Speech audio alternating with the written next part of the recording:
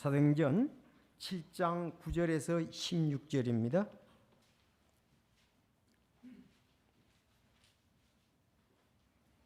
자, 우리 교독하도록 하겠습니다. 7절은 7장 9절 제가 읽고 여러분들 10절 읽겠습니다. 족장들이 시기하여 요셉을 이집트에 팔았으나 하나님께서 그와 함께 하사 그의 모든 고난에서 그를 건지시고 이집트 왕 파라오의 눈 앞에서 그에게 호의와 지혜를 베푸시매 파라오가 그를 이집트와 자기의 온 집을 다스릴 총독으로 삼았느니라. 한편 이집트 온 땅과 가나안의 기근이 들고 큰 고난이 있을 때에 우리 조상들이 식량을 찾지 못하였으나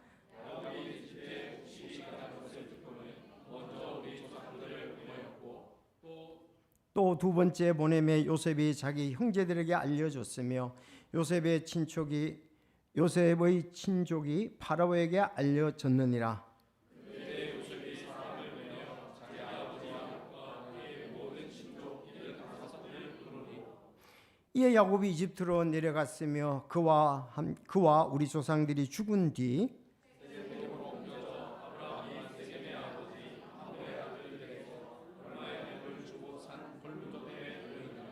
아멘. 하나님 아버지 감사합니다.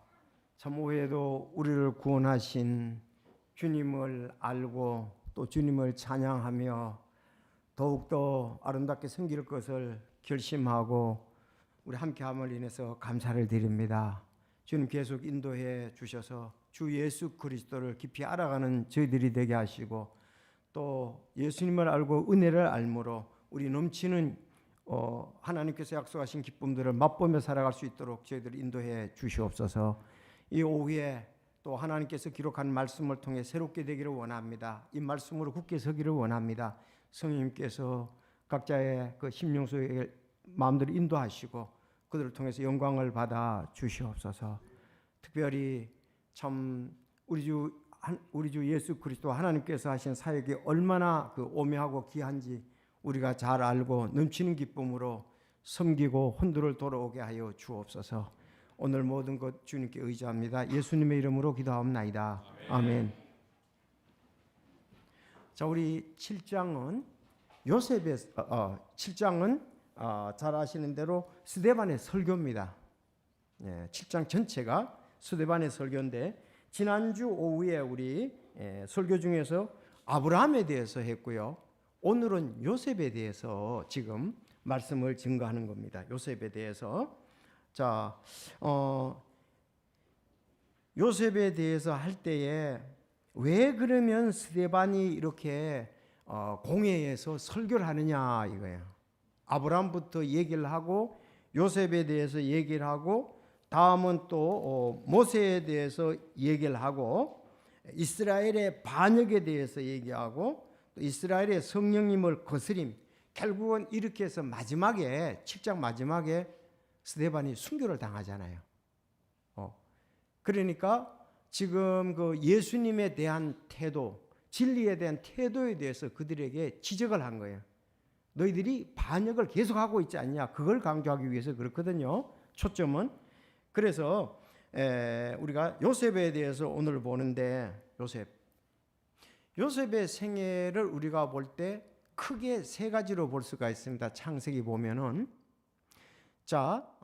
형제들의 시기로 인해서 핍박당하는 요셉.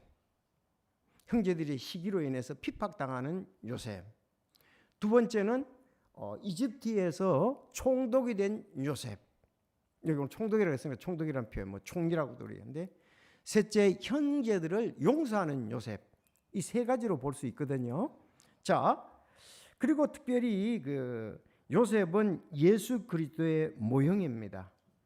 형제들에게 시기를 받기 전에 그는 그 아버지, 누구죠? 야곱, 이스라엘의 사랑받는 아들이었습니다. 12아들 중에 사랑받는 아들이었는데 우리 예수님도 사랑받는 아들이잖아요. 그런데 예수님도 십자가의 시기심으로 인해서 못 박히게 되었거든요. 그래서 이 예수 그리스도의 모형 또 그들이 이집트에 종으로 팔려갔잖아요. 요셉이 종으로 팔려갔잖아요. 예수님도 종을 대신해서 팔렸습니다. 오늘 다 이루었다는 찬송도 우리가 봤는데, 그런가 하면은 요셉도 이스라엘 백성들을 구원하잖아요. 그렇죠? 창세기 보면 출애굽기 보면 70명이 갔다가, 여기는 75명이 갔다가 좀 이따가 말씀을 드리고, 그래서 자기 그 형제들, 백성들을 구원했잖아요. 앞으로 예수님도 구원하실 것입니다. 그리고 요셉이 이제 절대자가 됐잖아요.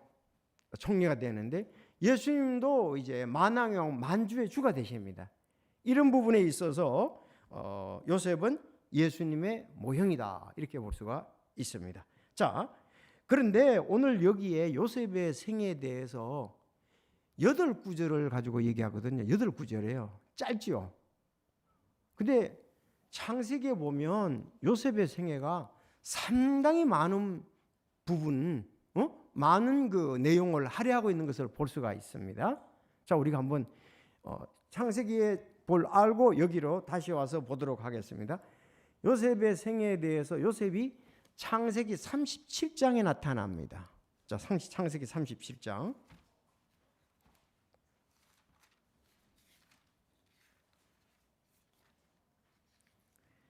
그 창세기 37장에 보면 요셉의 꿈 그랬죠.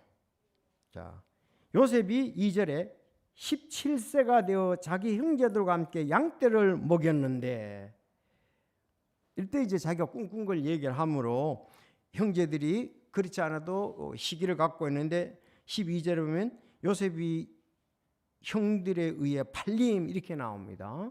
그래서 이제 요 37장부터 나와요. 37장. 자, 창세기는 몇 장까지 있죠?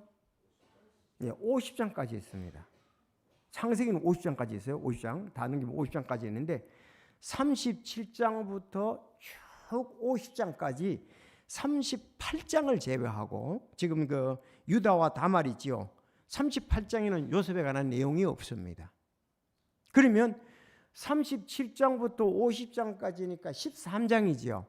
13장 중에서 38장을 빼면은 12장에 걸쳐서 요셉의 생애에 대해서 얘기를 하고 있습니다. 요셉의 전기다, 뭐 이렇게 우리가 볼 수가 있습니다.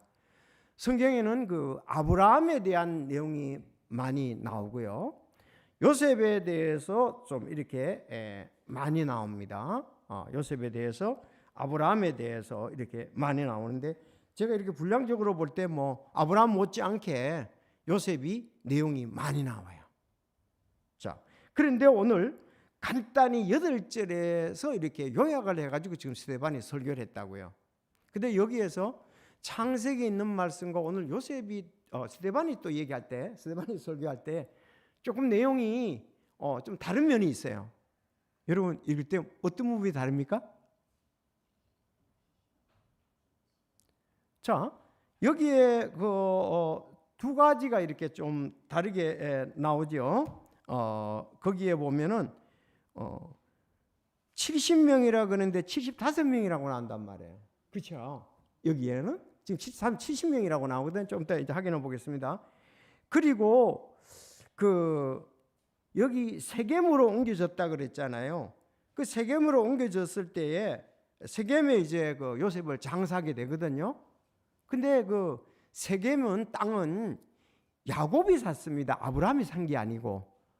아브라함은 막벨라 굴을 샀지요. 헤브론을 샀잖아요.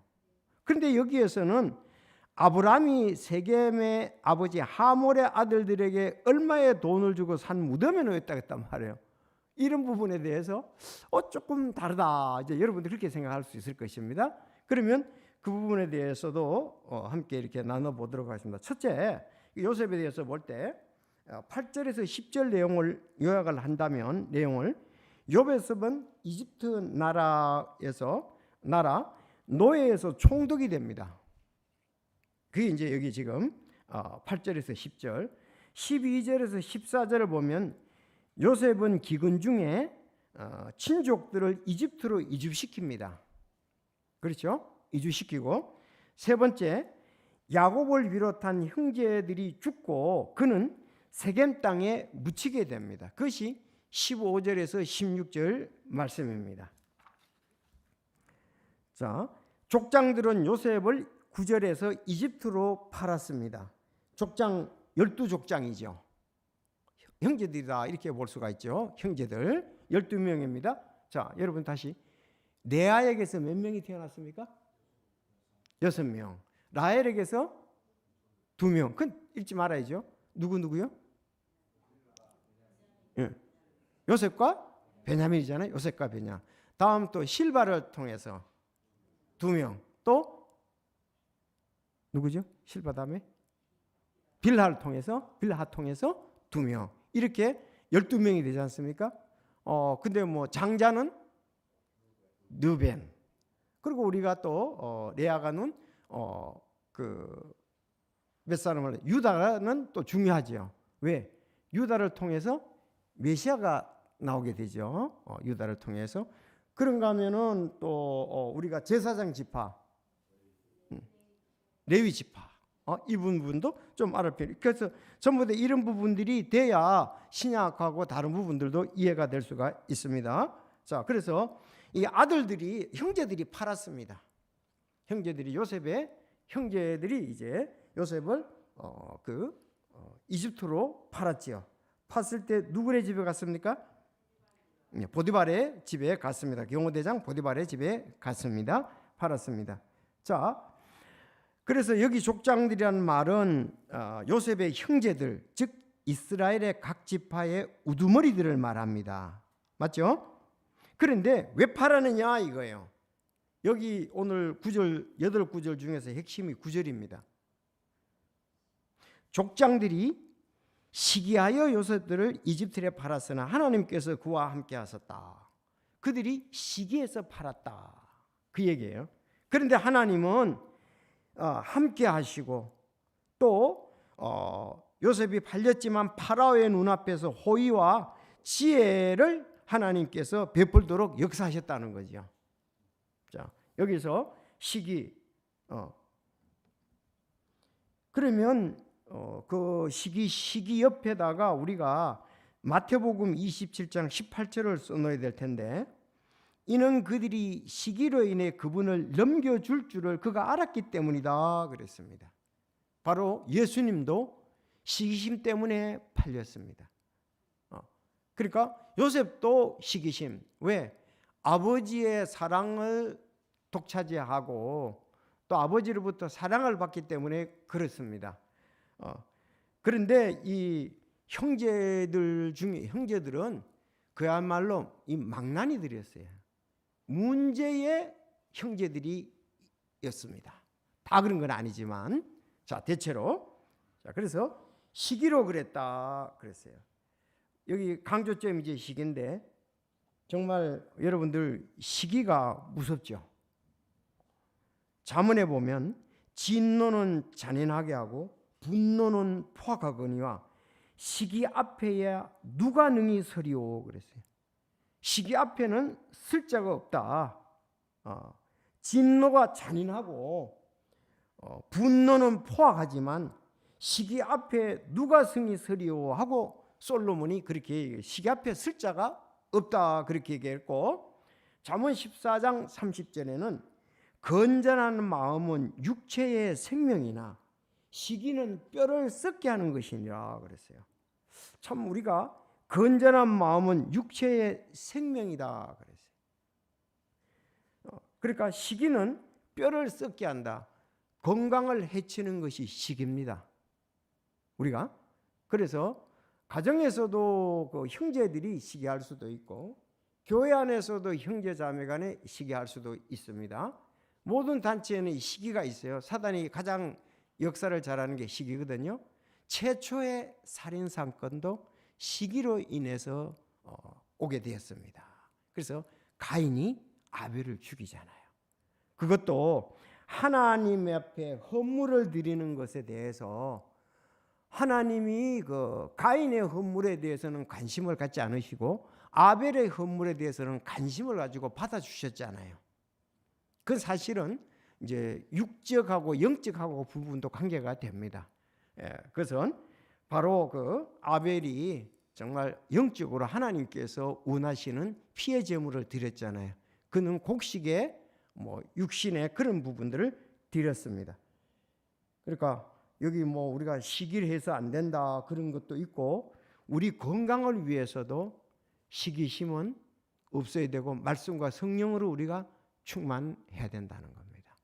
그러니까 시기심이 요셉을 팔아버리고 예수님을 팔고 죽게 하고 또 아벨을 죽게 했다는 것을 우리가 볼 수가 있습니다. 그래서 강조점이 여기에서 시기다 하는 것을 우리가 잘 알아둘 필요가 있습니다. 두 번째는 이제 여기 기근에 대해서 한번 살펴보겠는데, 요셉이 아버지 참 야곱 이스라엘이잖아요. 그 이스라엘 땅이 계속 흉년이 드는 거예요. 기근이 들어서 먹을 것이 없는 거예요. 근데 소문을 들어보니까 저 이집트 땅이 거리가 상당히 됩니다. 남쪽으로 한참 가야 되잖아요. 거기에는 곡식이 많다는 소리를 들었습니다. 그래서 그들에게 그래서 야곱이 이집트에 곡식이 있다는 것을 듣고는 먼저 우리 조상들을 보내었고, 그리고 또 떨어졌어요. 또 계속 기근이 있으니까 두 번째 보냈습니다. 보냈더니 그때 요셉이 형제들에게 자기를 알렸습니다. 그리고 파라오도 요셉하고 저희들이 형제간이구나, 저 사람들 형제간이구나, 그거를 알게 되었습니다. 자, 여기 두 번째 보냈다고 그렇게 얘기를 하고 있습니다. 이스라엘 백성들이 예수님 처음 오셨을 때 거절했잖아요. 근데 이제 두 번째 올 때는 받아들이는 거예요. 그러면 첫 번째 오셨을 때 받아들이지 않았는데 그 이유가 있죠. 왜? 이제 나중에 우리가 환난을 통해서 그들이 호된 고통을 받은 후에 다시 오실 예수님을 그들이 받아들이게 된다. 그래서 이스라엘 백성들이 시기를 할 동안에 이방인들이 구원을 받게 되는 겁니다. 그렇죠? 네, 이방인들이 구원받게 된다. 로마서 11장 25절 26절이 중요하죠. 형제들아, 너희가 스스로 지혜로운 것으로 여기지 않게 하기 위하여 이 신비에 대해 너희가 모르기를 내가 원치 않으니 그것은 곧 이방인들의 충만함이 이를 때까지 일부가 눈머는 일이 이스라엘에게 생긴다는 것이라. 이 시기가 눈물게 한 거죠. 그리하여 온 이스라엘이 구원을 받으리라. 이것은 기록된 바 시온에서 구출자가 나와 야곱에서 경건치 아니하는 자들을 돌이키리니 내가 그들의 죄를 제거할 때 이것이 그들을 향한 내 언약이라 함과 같으니라. 자, 그래서 그들이 이제 시기심으로, 그러니까 팔았지만은 시기심으로 그들은 이스라엘의 이집트의 유익을 줬잖아요. 요셉은 이방인들이 우리에게 이제 시기심으로 팔았을 때 유익을 주는 것을 볼 수가 있습니다. 자, 그럼 본격적으로 여기에 왜 70명인데 75이냐 이거예요. 우리 저같이 창세기를 보겠습니다. 창세기 46장 27절.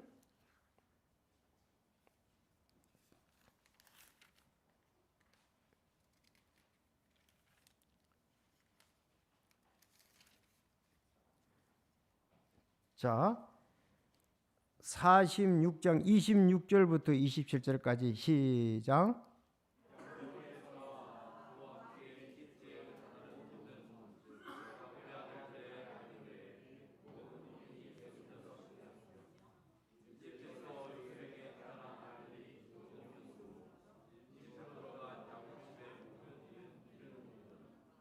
네. 자, 야곱의 아들들의 아내들 외에라 그랬습니다. 그래서 여기서 그 여자들은 이렇게 안 넣은 거예요. 근데 갔는데 몇 사람? 66이라고 그랬잖아요. 여기에서 야곱, 요셉, 문하셋, 에브라임을 넣으면 이제 70명이 되잖아요. 그래서 27절에 보면 이집트에서 요셉에게 태어난 아들들이 두 혼이었으므로 이집트로 들어간 야곱 집의 모든 혼은 70혼이었더라. 그래서 70명에 대해서 얘기를 하고 있습니다. 자, 자, 출애굽기 1장 5절에도 같이 얘기를 합니다. 출애굽기 1장 5절을 또 여러분 한번 찾아서 읽어 주시기 바랍니다.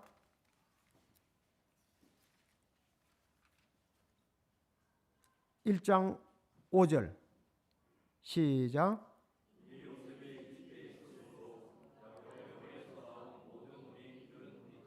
네, 그래서 이집트에 있는 그 사람 합쳐서 이제 모든 혼이 그러죠. 야곱의 허리에 나온, 이집트에 있었으므로 그렇게 나옵니다. 나온 모든 혼이 이런 혼이었더라 이렇게 하는데, 오늘은 여기에서 75명이라 그러니까, 그래서 뭐 다 찾아봐도 성경에서 나오는 거 왜 다른 데는 안 나오잖아요. 그래서 여기에서 대체적으로 뭐 여러 가지 의견이 있지만 손자들이다 그렇게 보는 거예요. 그렇죠? 손자들. 누구 그러면은 에브라임과 므낫세의 아들들이다. 근데 누가가 다 그러면 다섯인데 더 있는데 누구 아들인지는 모른다. 그들의 손자라고 보면 된다. 요셉의 손자들이라고 보면 된다. 그거 외에 답은 없습니다. 알았죠? 네. 그래서 그거를 손자를 넣고 계산한 거고, 손자를 넣지 않고 계산했다는 그 방법입니다. 자, 다음에 여기 우리 다시 하나 봐야 될 것이 그 16절입니다. 시작. 세겜에서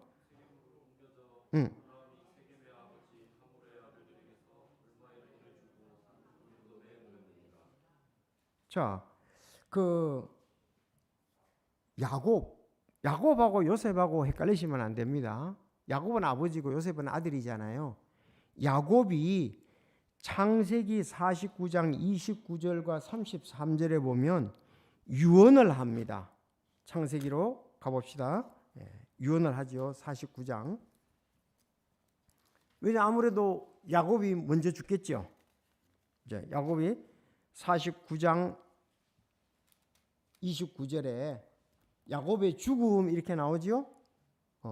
또 내가 그들에게 책무를 주며 그들에게 이르되 내가 내 백성에게로 거두어지리니 해쪽 속 에브론, 뭐 헤브론 같은 겁니다. 헤브론에 밭에 있는 굴에 내 조상들과 함께 나를 묻으라 그렇게 얘기했습니다. 요셉이. 그 굴은 시작.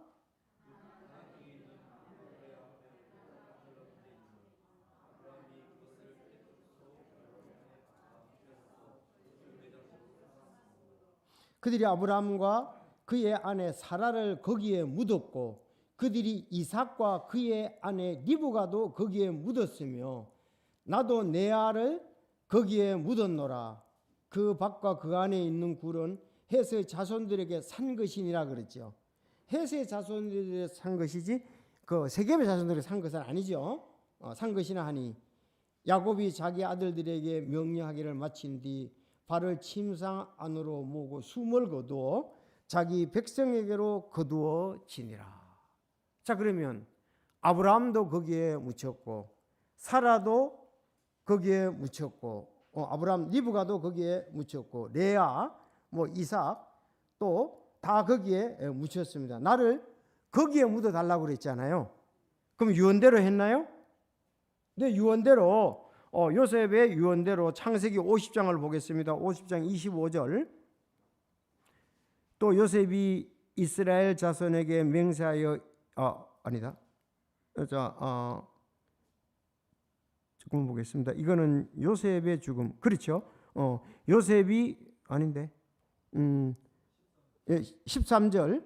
그의 아들들이 그를 가나안 땅으로 옮겨 마므레 앞에 막벨라 굴에 있는 굴에 묻었는데 그 굴은 아브라함의 해쪽 속 에브론의 밭과 함께 사서 소유 매장지로 삼은 곳이니라 그랬죠. 거기 묻었죠. 자, 거기에 묻었습니다. 그리고 아까 얘기한 대로 요셉도 어떻습니까? 나는 죽으나 24절 요셉이 자기 형제들에게 이르되 나는 죽으나 하나님께서 반드시 너희를 찾아서 너희를 이 땅에서 빼내어 아브라함과 이삭과 야곱에게 맹세하신 땅으로 데려가리라 하고 또 요셉이 이스라엘 자손들에게 명사에 이르기를 하나님께서 반드시 너희를 찾아오시니 너희는 여기에서 내 뼈들을 가지고 올라갈지니라 하였더라. 뼈들을 가지고 올라간다 그랬습니다. 그리고 110세에 요셉이 죽습니다.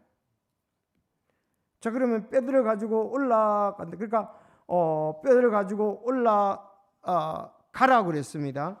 나중에 보면은 올라가서 거기에 자, 그러면은 올라가라 그랬는데 우리가 거기다가 여호수아서 24장 32절을 써 놓으세요.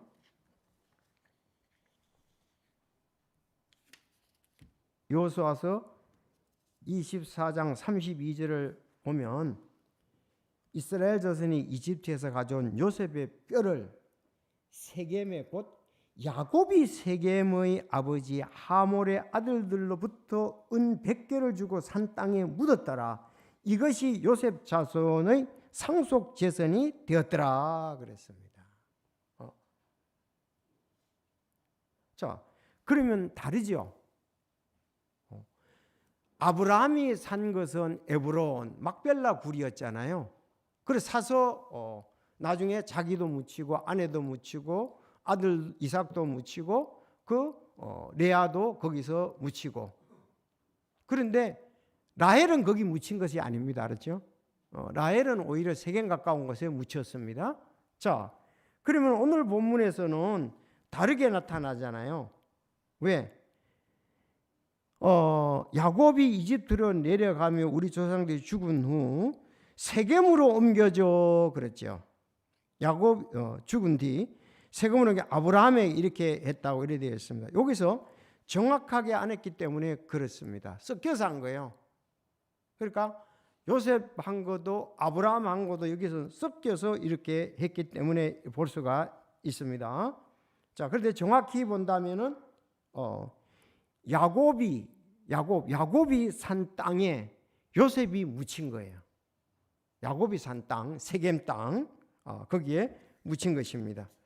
여러분들 우리가 좀 그 세겜에 대해서는 좀 알 필요가 있습니다. 세겜. 근데 지도를 한번 보시겠어요? 지도를 한번 보겠습니다. 많은 차이가 있죠. 자, 세겜은 사마리아 바로 옆에 있잖아요. 그렇죠? 그런가 하면 에브론은 어디 있습니까? 에브론 괜찮습니다. 에브론은 남쪽으로 한참 내려와서 유대 땅에 있습니다. 거리가 멀지요. 같은 곳은 아니에요. 자, 보면은 그 헤브론은 보면은 베들레헴 밑에 있단 말이에요. 예루살렘과 베들레헴 밑에 있는데 세겜은 한 뭐 중간쯤에 있단 말이에요. 거기가 이제 그리심산과 에발산 사이에 놓인 가나안의 중부 지역이에요. 중부 지역. 거기 세겜에서 요셉은 거기에 묻혔습니다. 산 사람은 야곱이었다. 이렇게 우리가 정확히 알면 되겠고, 여기 에브론은 아브라함이 샀다. 에브론 산 사서 거기에 묻었다. 이렇게 보면 되겠습니다. 그러니까 그걸 요약하다 보니까 두 군 것을 합쳐서 하다 보니까 그런 일이 있습니다. 근데 이제 한 가지 좀 추가적으로, 이건 성경에는 없습니다만 역사적으로 볼 때 그 유대 역사가로서 아주 유명한 사람인데 요세푸스입니다. 요세푸스는 얘기하기를 요셉을 갖다가서 그 세겜에 묻었잖아요. 세겜에 묻었다가 이스라엘 백성들이 지금 알고 있기를 전부 다 막벨라국 헤브론으로 옮겨온 거로서 이스라엘 백성들은 믿고 있습니다. 그래서 지금도 성지 순례 가면은 다른 것은 그 헤브론 있잖아요. 거기에는 이스라엘 백성들이 지금 지키고 있습니다. 왜? 막벨라 굴 때문에 그랬어요. 그 아브라함 그쪽 우리 조상들의 묘가 있기 때문에 그렇습니다. 아주 귀하게 여기고 있죠. 그건 우리 땅이다. 왜? 우리가 돈 주고 샀다 이거예요. 아브라함이 돈 주고 샀다 이렇게 볼 수가 있습니다. 자, 그러니까 예루살렘은 뭐 북쪽으로 54km에 예루살렘에서 그 세겜은 북쪽으로 54km 있는데 세겜도 상당히 의미가 있는 곳입니다. 왜냐하면 아브라함이 처음 제단을 쌓은 곳이 세겜이에요. 창세기 12장 5절에 보면 아브라함이 자기 아내 사라와 자기 조카 12장 6절에 5, 6절에 그렇게 나옵니다. 아브라함이 그 땅을 통과하여 세겜이라는 곳에 들어가 모레아 평야에 이르렀는데 그때 가나안 족속이 그 땅에 있더라. 주께서 아브라함에게 나타나 이르시되 내가 이 땅을 내 씨에게 주리라 하셨으므로 그가 자기에게 나타나신 주께 거기에 제단을 쌓고 그 제단을 쌓았다. 아주 세겜 땅도. 그리고 아까 얘기한 대로 자기 장막을 친 곳 밭을 세겜의 아버지 하몰의 자손들의 손에서 돈 100개로 사서 거기에 제단을 세우고 그것을 엘렐로헤 이스라엘아 불렀더라. 이렇게 말씀이 나옵니다. 자, 그런데 우리 또 예수님께서 하신 귀한 사역이 있습니다. 예수님은 여기 세겜 근처에 야곱의 우물이 있었어요. 세겜 근처에 야곱의 우물 있었는데 거기에 누가 있었습니까? 사마리아 여인이, 우리 보통 사마리아 여인이 거기에 있었습니다. 사마리아 여인과 대화를 나누셨고 그를 구원한 것을 볼 수가 있습니다.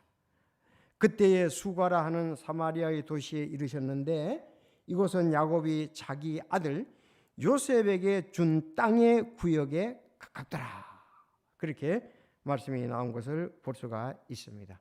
자, 우리가 여기서 받을 좋은 교훈이 뭐냐? 지금 이스라엘 백성 스데반이 지금 핍박을 당하면서 죽기 직전입니다.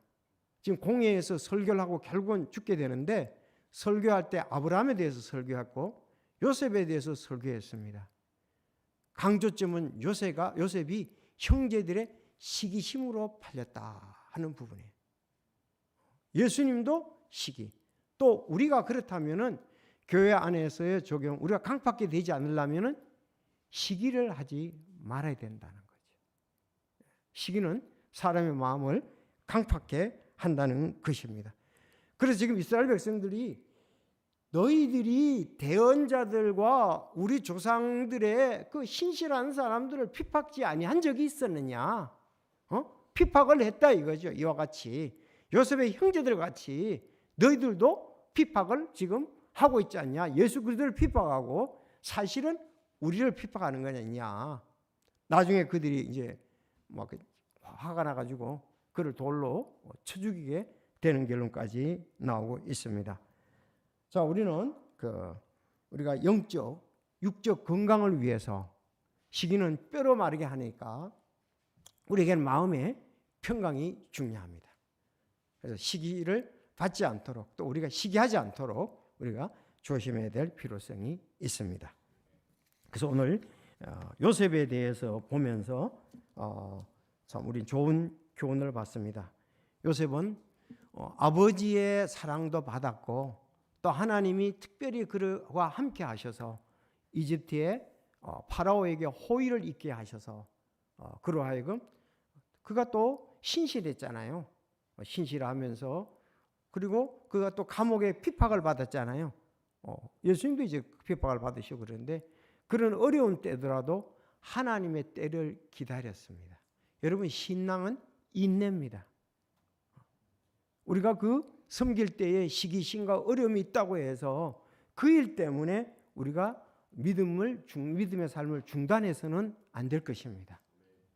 어디든지 뭐 시기심은 가족 가운데도 있을 수도 있고 뭐 친척 가운데서도 있고 직장에서도 있을 수 있는데 우리는 주님이 주시는 그 평안함, 주님이 주시는 그 섬김의 아름다움을 향해서 우린 나가야 될 일이지 육신적으로 맞대면은 결코 우린 주님의 일을 아름답게 그르치게 할 수가 있다는 사실입니다.